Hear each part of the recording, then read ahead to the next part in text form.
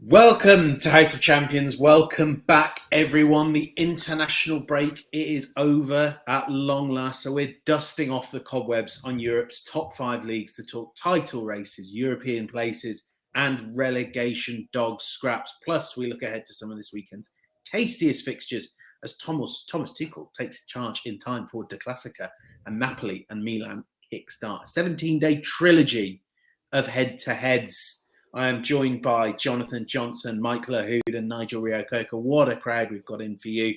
Remember, if you're watching on YouTube, like, comment, subscribe. We want to hear from you. So much we'll be talking about today. If you're listening on that podcast, make sure you're downloading, following, leave us those 5-star reviews. We're a 5-star product. We deserve a 5-star review. And look, however it is you're consuming this content, let your friends know about it. I mean, Mike, you were telling us, weren't you, over the weekend you ran into a House of Champions subscriber. Yeah. Mike, who was their favourite on the? Oh gosh, I knew I shouldn't have mentioned this ever, but I was playing pickup at just the local park down the street here in San Antonio, Texas, and this young lad comes up to me and he goes, "Oh my gosh, I'm a big fan of House of Champions," and I'm like, "Ah, of course you are." And he goes, "Man, could you say hello to one of my favorite contributors?" I'm thinking, okay, surely he's gonna say me. Maybe Jonathan Johnson. I know. Okay. Nigel Reo-Coker. And he goes, James Bench. And I go, wait, what? And he goes, yeah, James Bench is the best. So, of course, had to take a picture and send it to the group and say, Bench, met one of your fans. I mean, like, you've met all 2 of them now. Look, we've got a cultured, urbane, sophisticated audience, and that's no wonder when we have such a cultured, urbane, and sophisticated panel. Nigel and JJ, welcome along as well. But we're going to dive straight into it because time is of the essence and I need to be able to keep track of when and where we are. And we're going to start with the big league, the best league in Europe right now in terms of drama, I would contend. Some may disagree with me. That is Serie A. I mean, admittedly, there is not much drama at the top of the table when Napoli are 12 points from glory. They're going to do it, aren't they, Nigel Reo-Coker? But I think what's most intriguing for me is how this next 17 days plays out, because we've got the Serie A clash between Napoli and AC Milan, which really is a game that's much more important for AC Milan, and then those 2 big Champions League clashes in the quarterfinals. So, Nigel, I know you love waxing lyrical about Napoli, so take it away. What can I say? I think just from common sense perspective, they're going to be focused on the Champions League. I think they know now that Serie A is pretty much theirs. But the worrying thing is you don't want any injuries to really occur to most of their starting lineup, the top players that they've got. And then again, the worry comes into it because we've had this argument before about would you make changes and what it's like. And I can only speak from my experience as a player. When you're in that rhythm, when you've got that momentum, that belief, that confidence, the best thing you can do is keep playing. As much as there is injury risks, you can't think about injuries. You've got to keep the momentum and the rhythm going, because if you get taken out, there's no guarantee you're just going to go back and continue from where you're left off. And you don't want to disrupt a good thing when it's going. So I think that's one of the biggest worries for me. And I think Napoli will definitely win Serie A. I think that's their biggest focus. I think that's something that means the most to their fan base, because what is it? How many years is it, James? About 29 years or so? 29 or 30 years? Look, I'm too young to know. That's the honest I think it's truth. around that anyway. That's good math, yeah. But I think that they should win it. But I do believe that they're really enjoying their Champions League run, and I think that they believe that they can make the Champions League final. I think it's going to be a great season for them. And for me, what I've seen of Napoli, I think they can do both. I think for me, they're one of the most entertaining footballing teams in Europe right now. And I feel that the style of the play that they have, the approach, if they continue in that same vein, that they've got a great chance of not just winning Serie A, but also making the Champions League final. I mean, I think as well, what is going to be really interesting, certainly from the Napoli perspective in the next 17 days or so, is the fact that drawing, an Italian opponent in the Champions League adds an extra bit of needle. I mean, not only are they sort of a known quantity, so Napoli can't sort of debate, potentially trying to rotate some players, sort of going into that. There's that expectation that they don't lose any of those games because they don't want to be knocked out of the Champions League by a fellow Italian side. But equally, they don't want to sort of allow that glimmer of hope to be extended to some of the title rivals who'd love to try and whittle that gap down towards the end of the season. So I think for Napoli as well, it is going to be a really sort of tricky 17 days, and of course they're coming into it with really good momentum at this moment in time, and you would fancy them both in the Serie A clash and the Champions League one. But equally that Champions League tie is a huge opportunity for Milan. They're probably going to accept that they will be beaten to the Serie A title regardless of whether or not they win against Napoli in the league. But they have that opportunity to really strike a hammer blow to Napoli's hopes of, having this, ridiculously successful season, certainly by sort of, recent Italian standards, on the continental front, certainly in the Champions League. So, this is a big opportunity for both sides, and just fingers crossed that they can play to, the best of their strengths, across all three of those games, because it's really shaping up to be a fascinating couple of weeks. I think that this tie intrigues me for a multitude of reasons. When you look at just the Serie A campaign, agree with what everyone's saying. It's Napoli's title, pretty much one hand on the trophy, maybe one additional pinky from the opposite hand on the trophy. But when I look at how these two teams match up, the last 5 matchups that they've had, the away team has won all of them. So if you're Milan, you would take that and like your chances, given that you're going to face a familiar opponent. Olivier Giroud, from the Milan standpoint, he enjoys playing against Napoli. He scored in the last 2 matchups. I think in the fall when they played, Giroud scored the lone goal for Milan. But Napoli, they played without Victor Osimhen. They still got goals off the bench. Simeone, when he was in that rich goal-scoring form, filled the gaps that they needed. That's the strength of this Napoli team. It's next man up mentality. You know that Osimhen, that Cavada are going to be kind of your goal sources, but the rest of the team has stepped up when called upon. For AC Milan, it is very tricky because if you lose momentum in the Champions League, if you get knocked out, if you lose momentum in the league, we've seen a really kind of barren spell in March. And I think that's come down to the focus on the Champions League. This is a Milan team that does not have the depth to compete on both fronts, I don't think. I think that they would be looking over their shoulders. If they don't cash in on the Champions League, which would be very difficult for them to do, they'd be looking over their shoulders because they're embroiled in a top 4 race of the ages.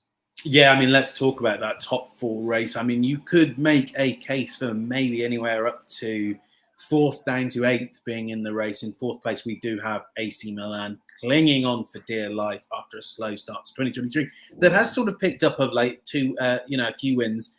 Roma in hot pursuit, Atalanta, Juventus as well. And one of the intriguing things that we can see there as well, look, that Juventus goal difference, the 15-point deduction that was placed on them, that was supposed to kill off any hope of them qualifying for the Champions League. That was the reason why it was so severe, to keep them out of Europe. And yet Max Allegri's side are really motoring up the league table. Mike, come back straight back to you. Is it feasible that Juventus could do that? It's not just, I think, the number of points to make up. 7 isn't unimaginable, but there's a lot of bodies in between them. Equally, that goal difference there, as we can see, 23 as opposed to Milan's 8. That is an extra point at this stage of the season. Absolutely. This is a Juventus team that, remember at the start of the season, it was panic stations, panic at the full disco. It was disarray. You had injury problems with transfers that came in. You had potential managerial sacking. You had the stuff with the board, capital gains. It was just a fiasco. Now there's a settled period. They're getting the right players healthy at the right time. And really, Angel Di Maria, this guy bringing that touch of class, bringing that next level sort of play, the creator. Chiesa back healthy and back amongst the goals and assists. And Dusan Vlahovic, this guy enjoyed a very good international break or international week with Serbia, and he will look to continue to bring his goals back to Serie A form. This is a team that I don't think many Serie A teams outside of Napoli want to play. I love Mike's rant, James, don't you? All Mike had to say is, between Juventus, Atlanta, and Roma and all that, Juventus probably have the better squad. They have the better talented squad between all those teams, and now they're getting back healthy. They should really do it. And is Jose Mourinho's time at Roma, is it coming to another stale finish? That's all I'm going to say. But I think Roma are quite a good team, and the underlying metrics have them as one of the top 4 comfortably in Serie A. But I think there's this thing with Mourinho where it's a little bit too cautious. They're too comfortable with 1-0 that suddenly become 1-1s. But And I James, think that is the difference. it's what That you could know, cost them. James, though. It's what you've seen from Mourinho teams. We've all seen it. He's not changed his style. He never will change his style. They'll be difficult to beat. They'll grind out results. They're going under the radar. I think that's the problem, because you look at how Napoli play compared to how Roma play. It's like night and day. It's two complete different approaches to football. But that's how Mourinho's always been. Mourinho's a bit of a difficult relationship. He doesn't make it easy for you, which is kind of like our relationship with working with Michael. Oh, He's still got Roma in the Europa League quarterfinals, though. Thank you for hitting on that. Thank you for hitting on that. Potentially have 2 pieces of European silverware in consecutive seasons. So it's not maybe as bad as it's being made out to be. Listen, I'm not taking anything away from him, but it's what we're used to. That's what I'm saying. It's what we're used to from his teams. Let's be real. He's always been successful. Some people can palate it. Some people can't palate it. That's all I'm saying. I think a big difference with this Roma side, the goals of Tammy Abraham. That's the big difference. Tammy Abraham, not the same Tammy Abraham as last season. And that's typical for strikers under Jose Mourinho. If your name is not Didier Drogba, it's so hard to be consistent in the way he asks you to defend, in the way he asks you to play on both sides of the ball. This Roma team is still set up for cup competition, JJ. And I'm glad you hit on that, because they're doing a bit all right in that. Yeah. Yes, they are. But equally, as Nigel was saying, this is a team that's capable of sort of losing to Cremonese, the only team all season in Serie A to have lost to Cremonese. I mean, briefly, if we wrap this up with a look at the bottom, we know Cremonese are gone. They're 11 points from safety with 11 games in which to make up that gap. Sampdoria as well, European finalists, one of the great teams of the 1990s. They have an almighty task on their hands if they're to make up a 9-point gap. And, Spezia have looked very strong. It looks like it's all done and dusted there. Could Verona possibly drag Spezia, Salernitana, and Lecce and Empoli in? We shall see. But look, everything is to play for in Serie A. It's going to be a fantastic end to the season there. When we come back from our break, we're going to talk some Premier League, and there is plenty. I mean, that is a relegation race and a half. We'll talk about that and a few other things after the break. Absolutely magisterial here. Artiglieria del campionato brasileiro. Colpisce ancora. Golazo. Premier League, the great title race, maybe outside of Germany. It is all to play for. Arsenal go into the run-in, having played one game more, but with 8 points advantage over Manchester City, and everything is building up to that clash at the Etihad late next month. Before then, Arsenal face Leeds at home before going to Anfield the following week. Manchester City, however, start the Premier League final, the run-in, whatever you want to call it, at home to Liverpool on Saturday.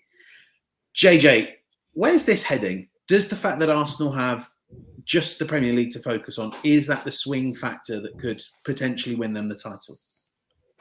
I mean, I do think it's an advantage. I mean, I think it's been quite interesting seeing what's happened in the international break over the last week or so. Obviously, we know that Haaland, had to drop out of being on international duty with Norway. So there is that feeling sort of that he's been, sort of looking after himself for that run-in with City. But it is, I do think it is an advantage, for Arsenal, given that, City have to go up against Bayern in the Champions League. That's going to be a very difficult doubleheader, especially now that Thomas Tuchel is in charge at Bayern instead of Nagelsmann.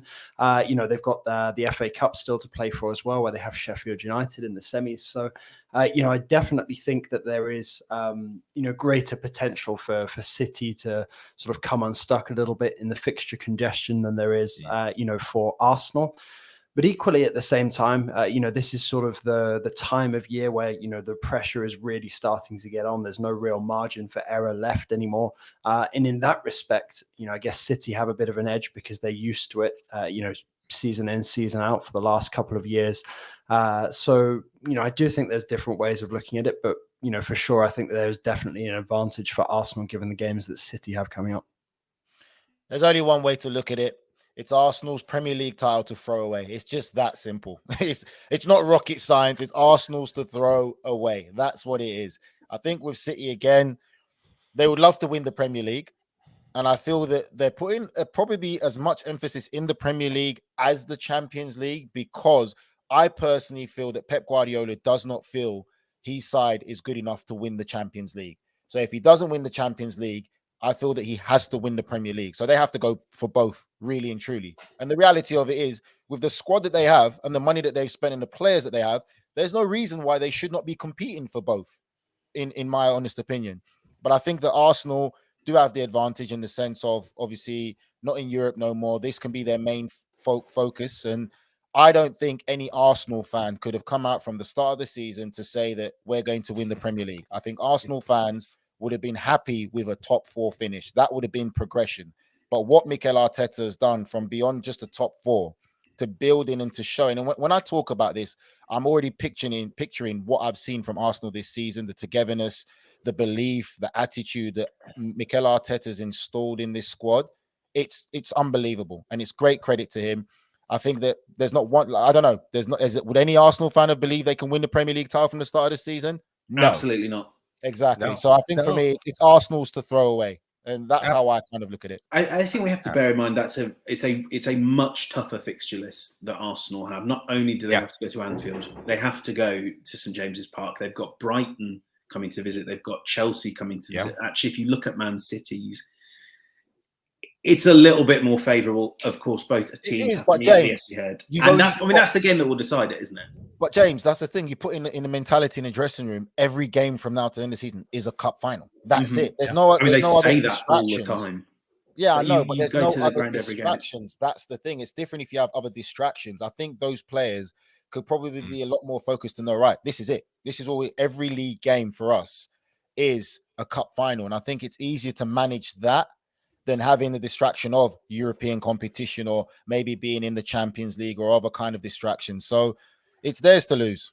Yeah, I wholeheartedly agree with you, and I'll just be quick on this point because I think we've pretty much said everything there is to say about these two teams. From an Arsenal standpoint, what I love is you see the winning mentality that's been forged from the Mikel Arteta's time at Manchester City, from the Gabriel Jesus, from the Zinchenko's. Jesus hasn't been out, but you're getting Jesus back at a very crucial time where his just sheer presence on the field, the recruitment, the balance, there's just a Cinderella run to what could be one of just the best stories of the last couple seasons since Leicester City in the Premier League, I think. Right. I can't stand talking about Arsenal. I know, that's why I said it. Let's talk top 4, and I'm going to fly around all of you, and we'll get some whip-fast answers from all of you on the top 4 race. Mike Lahoud, quickly, Manchester United, 3 points clear of Newcastle in 5th. Suddenly, doesn't look as sizable as it once did. But do you feel like United are already there? I think that they're 1 foot in there. I think that the fact that Tottenham Hotspurs, I'm not even looking at Spurs now because of the fiasco that's happening there. I think it's between United, Newcastle, and Brighton for that top 4 finish. This Newcastle game will tell me all I need to know about how it's going to go. You have to get 3 points or just take points away from Newcastle. Snappy. I want snap. I want fizz. I'm coming to Nigel Rio-Coker. It's between Newcastle and Brighton to finish in that top 4 spin. So Spurs are gone. You think there's too much chaos? Yeah. JJ, let's talk Newcastle and Liverpool. I think I want to ask everyone else about Brighton as well. But can Newcastle score enough goals, and can Liverpool keep enough clean sheets? I mean, I think Newcastle are definitely well placed to do this. I mean, also look at the fact that there's 2 games in hand for both Newcastle and Liverpool over Spurs. So, if we factor in that, chaos that we're expecting at Spurs, I definitely think that there is an opportunity for one of those 2 to overtake them, possibly even both. But for me, I mean, I think it'll be tight, but I do think Newcastle still have a good chance of overtaking Spurs there. I'm with Nigel Rio-Coker. I think the correct answer to this is actually that Brighton are going to finish in the top 4. They've got the best midfield of any team from 3rd down. Kara Mitoma is a wonderful player. 3 games in hand over Spurs. Hugely underrated, and they've got 3 games in hand. The only thing I think that might stop them winning it is if they win the FA Cup. Quickly, actually, we've got a little bit of time, and I'd like to give this a bit of time. I'd like to talk about the relegation fight, and this is an absolute bun fight. I think when you look at the table, effectively Aston Villa and Chelsea are the only teams with nothing to play for this season. Crystal Palace, 27, Wolves, 27, Leeds, Everton, Nottingham Forest, all on 26, Leicester, 25. Nigel Rio-Coker, though, what has happened to West Ham? 24 points. We talked in January about whether they were too good to go down. No, there's no such thing. Seems like we have the thing. answer to that. There's no such thing, because we always talk about that season that West Ham got relegated with the likes of Jermaine Defoe, Joe Cole, and all those players that they had. They were too good to go down. It happens. It happens, and I can speak from someone who's experienced a relegation fight. I must say, in the history of the Premier League, I have never seen a relegation battle from 20th to 12th position. It's always been at least from 20th to maybe 15 and 14s out of it, but to 12th position and how tight it is, this is unbelievable. This is probably the biggest relegation battle in the history of the Premier League. And Nigel Reo-Coker knows relegation battles. He's been in enough. All right, James. All right, don't have to have been there twice. All right, James. I get it. All right. You know that Villa were scrapping for Europe when Nigel was playing. Yeah, exactly. Thank you, James. No, I think for me, West Ham, it's so much that goes on in football management. New players have come in. They haven't had the impact that's been expected. I still feel they're suffering from a bit of a hangover from their European journey of last season. And it's a difficult thing to manage. That's the reality. You know, their performances in the Premier League haven't been great. And that's the worrying thing. Because when you look at relegation battles and stuff like that with all these teams, you have to look at the performances. They might not win a game or two. It might be close, but you've got to look at the performances. The performances tell you a lot. For me, a couple of weeks ago, I thought Southampton would be dead and buried. But now the performances they're putting under the new manager, it's a different topic. You can't look at Southampton to say that they're guaranteed to go down. I think that anything can happen from now till the end of the season. You know, I think one team that maybe could probably get out of it, or a few teams that could get out of it. I think, again, you can't even say Leicester are too good. I think for me, Wolves, Leeds' performances have been good. Everton with Sean Dyche in there, I think, are going to be a different kettle of fish. Crystal Palace with Roy Hodgson coming in with his experience and his style, I think they could maybe squeak out of it, but I worry for the rest. You don't think Palace could drop down into it with Hodgson? I don't think so. I think Roy Hodgson will make them difficult to beat. The difference between Roy Hodgson and Patrick Vieira, in my opinion, is Patrick Vieira was going to play to win games. Roy Hodgson's not going to go and play to win games. He's going to be hard to beat, grind out, 0-0, and those points will add up to make a difference. That's the difference, because Patrick Vieira came to play expansive football. You're going to see Palace going back to grinding, hard to beat. That's the management style, and they'll nick one or two games where they win 1-0. I'm going to jump in here, and this is one for the USMNT audience. I wonder what impact Tyler Adams being out for the next couple of weeks is going to have on that Leeds midfield, because it is a big loss for them. Obviously they have, McKennie, but when he steps in, that sets up the midfield in a very different way. Our very own Chuck Booth has written a very interesting piece on the potential ramifications, both for Leeds and the USMNT. So I'd advise people to go and read that afterwards. But that is the kind of loss that could see Leeds drop, close to that bottom three. And that's not where you want to be when you've got some of the games that they have, coming up. It's a pretty testing run they've got in the next few weeks. And it's not ideal as well when you've got a new coach in charge in Javi Gracia, trying to sort of work out what his best 11 is when you're, stuck in, what is essentially a bit of a dogfight now. Excuse me. My neighbor across the street is saying that Nigel Reo-Coker expletive. So I had to put it on mute before coming back. But no, I'm looking at Leicester City. This is going to be an interesting finish. I look at their schedule. I look at the fact that they play a lot of the teams that they're in the run-in against. The recent result against Brentford, a 1-1 draw, that showed me that there's still a little bit of fight in this Leicester City team. But it's, when are we going to see that fight week in and week out? That's the big question mark. James Maddison, he's been their bright spot. Harvey Barnes on his day could be a factor.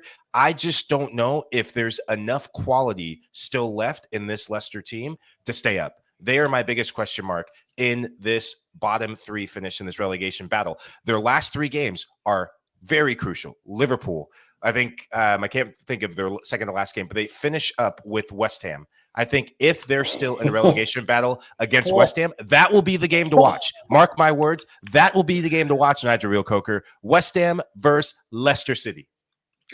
Mike, let's stick with you. Pick your three to go down. Ooh, Bournemouth, Southampton, and Leicester City. JJ? You know what? I'm actually tempted to go similarly, but I'm going to say that Southampton finished top of the bottom three and Bournemouth finished bottom. So that would put Leicester between the two. Nigel? Bournemouth for sure.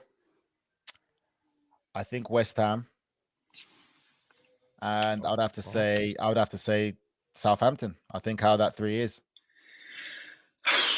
I'll wrap us off here. I think we do all seem to agree that Southampton and Bournemouth. Actually, no. I'm going to put Bournemouth. Bottom. I'm going to put Forest. I'm not entirely sold on them, and I think there has to be one too big to go down team, doesn't there? And by God, Nigel, you're right. That's Mike. You're right. You've seen them, James. You've seen West Ham play this season, so you can give an insight on the performances. So I'm telling you, it's hard. They play okay and then just throw it away. And so do Leicester. And I'm just thinking, who are more likely to do that on the final day? I'm going to have to say West Ham, because it would be so West Ham for that to happen. And there's other ulterior motives behind that, James. I know, it's okay. I want them to stay up. Nigel, I am you don't want them to stay up. It's very difficult for a certain team to get a certain person. So look, Declan Rice is going either way, isn't he? To be honest, we need as little claret and blue vermin as possible to rival with Villa. So we've already got Burnley coming up from the Championship. I'd quite welcome the Hammers going down. Look, I am firmly of the view that we need as many clubs from London in the Premier League as possible, because I don't want to travel any further than I have to. Right. After the break, we are going to talk Thomas Tuchel and the Bundesliga title race, and we will also begrudgingly talk a little bit about La Liga. That's right after the break. Meanwhile, on Paramount Mountain. Okay, we have the northern face, the southern face, and... the Sylvester Stallone face. Of course. Hey, how you doing? How you doing? Is that Dad? Yeah. No, don't sneeze. Dear God, no. Hold it. Hold it. Don't do it. Don't. Ha! Gesundheit. Thank you, man. You're welcome. Seen a lot of love for Bournemouth in the relegation zone, Southampton as well, Amy Carter-Terra, Leicester, Bournemouth, Forest, Vic, Southampton, Leeds and Bournemouth. If you want to see slightly higher quality football than is involved in the Premier League relegation squad, well, you don't need to miss a single second of the greatest club competitions on earth, the Champions League and Europa League. Follow the biggest stars from the world of soccer, Karim Benzema, Victor Osimhen, Erling Haaland, Marcus Rashford and Angel Di Maria as they try to clinch continental glory. Stream every match from the Champions League and Europa League live only on Paramount Plus. Try 1 month free with promo code ADVANCE. And look, that Champions League is going to have a Champions League winner back in it at the helm of Bayern Munich. Thomas Tuchel is back, in my opinion, quite possibly the best manager in world football. Yeah, I'll say it. What that man did for Chelsea really does propel him to the highest echelon. And he is arriving at just the right moment to prove his case. Nigel Rio-Coker, you don't look entirely sold on my affection. No, I am sold. I'm sold. I mean, it should be said, not only did he win the Champions League, he also managed Chelsea through this impossible situation where they had no money. They didn't even know how they'd be getting to games. I'm really looking forward to him vindicating himself against his former club. Wait, Go James, on, Nigel. Let's see your thoughts. Move on. I'm just going to ask you a question then. Does that mean the Bayern Munich are favourites to win the Champions League? No, because their players aren't quite as good as Man City's. But, you know, if I were picking I don't think they are. I guarantee you, if City had to play PSG in the last round, PSG would have beaten City. Guarantee you. Paris Saint-Germain would have beaten City. I don't see that. I think we kind of there's such a ability to control games in that City midfield. I mean, Bayern have it too. Mike, I'm going to come to you. De Klassiker on the horizon. Bayern against Dortmund. And we have to say, this Dortmund team, as much as they were disappointing in exiting the Champions League against Chelsea, they've really come out of nowhere. And by God, the rarest of sights in all the Bundesliga, in all of Germany, we have a title race, and it's Borussia Dortmund that are leading it with 25 matches played. And I love this. It's time for a new narrative in the German Bundesliga. Bayern Munich recently put another star because they've been that dominant in their domestic league. The time is now for a new champion. But Borussia Dortmund, for them to scale the heights, they have to overcome their biggest conquest yet in Bayern. The difference could be which players are healthy. Jamal Musiala going in the international break, with Germany, maybe a muscle spasm or muscle injury. That could be a big X factor for Bayern in a matchup that he has played well in as of late. For Borussia Dortmund, the question mark over Adeyemi, is he back in training? Is he going to be fit? He, with his pace, could trouble Bayern on the outside. It's going to be one hell of a matchup. I think that it's going to come down to depth off the bench. If Bayern, through Sadio Mane, look at the spoiled riches that they have. I mean, there's times where Leroy Sané doesn't even start for this Bayern team. Serge Gnabry at times. I think that sort of depth could be the thing that tips it back in their favor. But when a new manager comes in, there's a lot of uncertainty in how Bayern Munich will roll out in this first matchup. But also, if you think about it, and you read about the stuff that's contributed towards Nagelsmann being replaced, and surely Thomas Tuchel is going to be a breath of fresh air for them. Those players are going to have a lot more confidence in somebody like Tuchel, a proven Champions League winner, than the young up-and-coming Nagelsmann. And don't get me wrong, I rate Nagelsmann as one of the best young tacticians in Europe. But was it maybe a bit too much to expect him to be able to control a dressing room with some really big characters like the Bayern one? I think so. And I think Tuchel is a good fit now for that. Bayern have obviously learned from the past where they got beaten to Tuchel by PSG a couple of years ago. They've now got him in, at the right time, because at the end of the day, if they win this, they're back in control of the title race. It's a very fine margin at the top of the Bundesliga right now, with just that 1 point separating them. Union Berlin and Freiburg, dropping off a bit, Leipzig as well. So for me, I think that Thomas Tuchel is there to sort of reassert Bayern's credentials, not just in the Bundesliga, but also in the Champions League. And I think it's the worst possible news for somebody like Guardiola, ahead of that Champions League matchup, to see, one of the best tacticians in Europe, coming up against him suddenly, because City would have definitely fancied knocking Bayern Munich out until that change was made this international break. Well, as James says, in Tuchel we trust. I'll put a bow on it. There isn't really a title race in the German league. Let's be real. Bayern Munich are going to win the title. I'll put money on it. I'll put a bottle of... Wait. Can I give you my address? I gave you your time. Okay. Thomas Tuchel, as James said, is one of the best managers in world football. He has a presence in a dressing room which Nagelsmann didn't have. He's going to go in there with a presence and an aura which plays a part in when a manager comes into a dressing room, especially a dressing room of that magnitude, with those egos. You need a big character manager. That is what Thomas Tuchel will bring into that dressing room. And I feel with him being at Bayern Munich, also because of his name and his reputation, I feel he'll be able to attract other players who may not have been even considering Bayern Munich to go to Bayern Munich. I think he has that presence and that mindset to control and attract other players to go there. But for me, he's going. What does it mean for what does it mean for a Cancelo though as well? For example, he looked like a weird fit under Nagelsmann. I'm sure Thomas Tuchel is going to be rubbing his hands at the possibility of having him. Yeah, exactly. And I think that he is the perfect fit of what Bayern Munich needed. I think it's a manager with character, a manager with presence and aura, and other players would want to go to Bayern Munich to play for him. There's already links with Mason Mount going there. I think that Bayern Munich are going to win the league title. Let's not act like it's a race. Come on, Bayern Munich squad compared to Dortmund. You said it yourself, Michael. Sané can't even get on the starting lineup. Mane hasn't even been playing. They've got an abundance of talent. They were a well-coached team, and I think they're going to be an even better coached team now.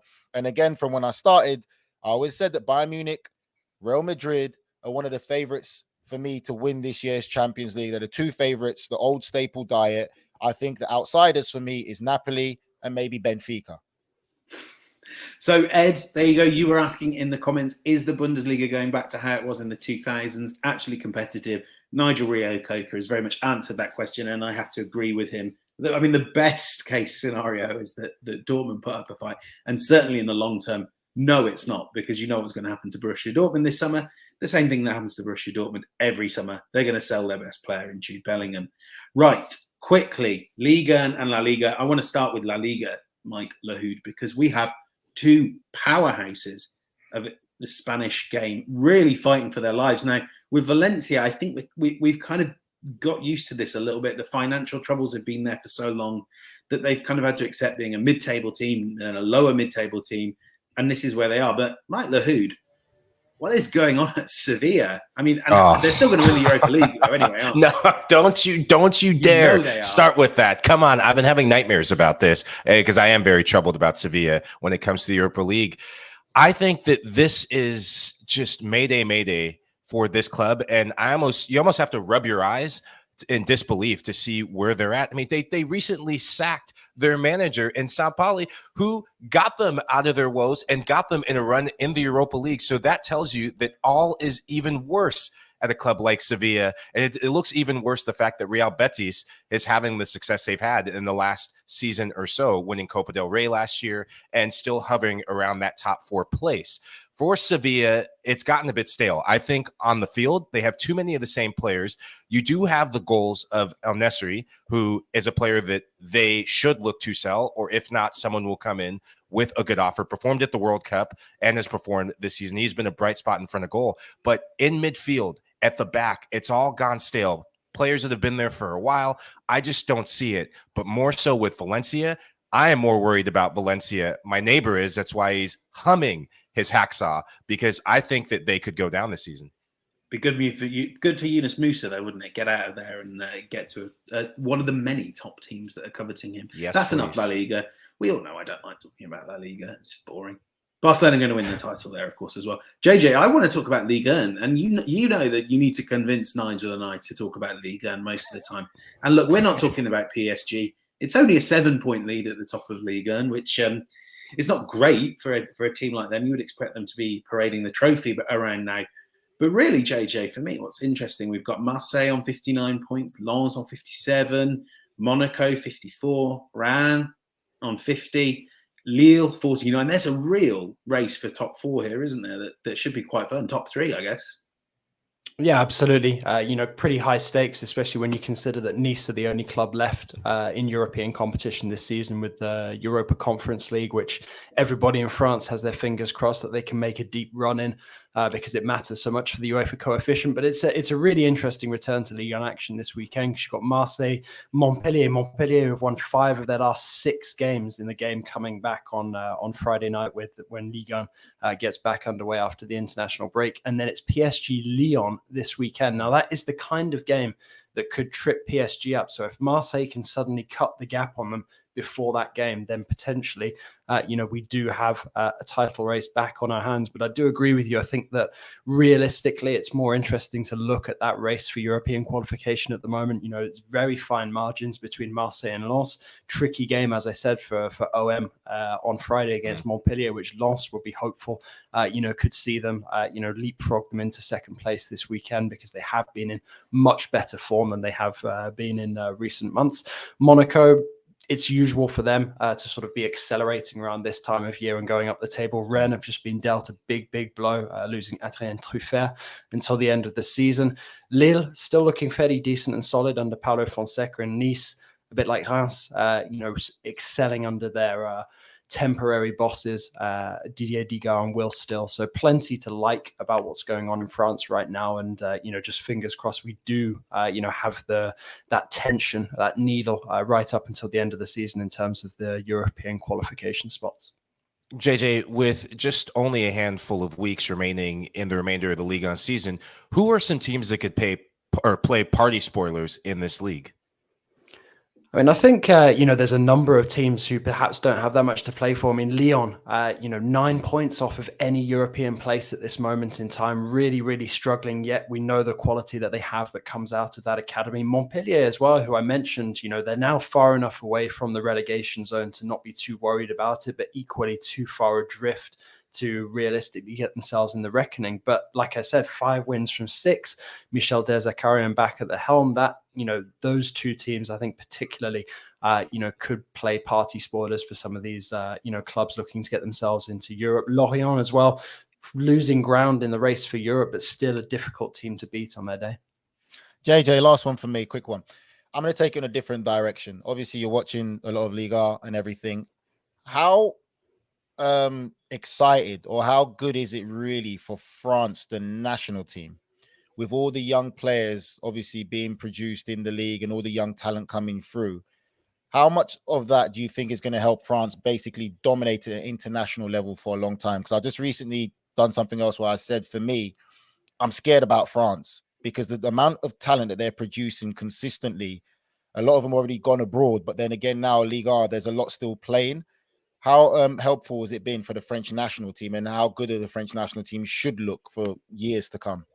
I mean, I think the French national team are probably as well set as anybody in the world game at this moment in time. When you look ahead, you look at that quality and depth, some of the players that are still playing in the under 21s, because there's just that much, quality ahead of them. You look at some of the really, promising young players who've been added to that senior setup recently, the likes of Todibo, Kefren Turam as well. It's a really exciting time for France. I think moving on from the likes of Hugo Lloris, bringing in Mike Mignon, you can't say that was a downgrade. What an incredible save that was against Ireland the other day. Yeah. And then you look at that defense as well. People thought that, Rafael Varane would be missed after the World Cup, but then when you've got Upamecano and Konate, forming that very solid central defensive partnership, there's no real positions of worries for France, except arguably in the fullback positions where there's not that much strength in depth. I think we can, say that the jury is still out on the likes of Benjamin Pavard and Jules Koundé playing at right back, but it's a fantastic headache to have when you're Didier Deschamps if you're playing, these €100 million rated players in, out of position because you can't accommodate them in their natural role. Would Deschamps be willing to swap like Rico Lewis for Saliba? Can I do that? Seems like it would work quite well. Yeah. We'll take Saliba. I know you will. To be honest, Nigel's raised actually a really interesting point though, because I was reading the other day that basically there is, I'm not going to say it's like a rule, but it's like a guideline that's coming from the French Football Federation now, that they want to see more clubs try to turn some of their talented young players, especially the wide ones, into fullbacks, because it is that much of a problem. Having really quality left and right backs.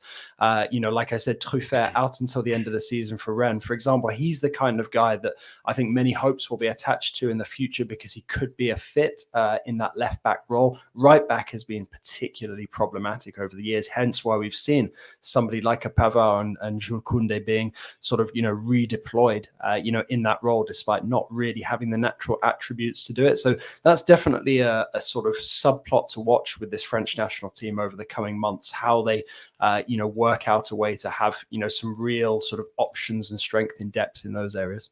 Let me just jump in quickly, James. I was just going to say, for me, when I look at the French national team and the players that they've got and the young players coming through, it's worrying. It reminds me of the good old days of back in the day of the Brazilian squad, where it's just a never-ending factory. And I think for me, I give credit to the French. They've really tapped into it, and they've got an abundance of talent. And I think with the defensive thing that you said, JJ, it's just coaching. It can be done. It can be done to coach these kids to play, and especially in that fullback role, it's not something that's hard. It's also having good coaches who can identify players who could probably play in that role and understanding them to understand the game at that level. But it's scary for what the French have got going on. So like Giroud is like France's equivalent of Fred, the guy that always managed to get into the Brazil squad despite never really being able to understand it.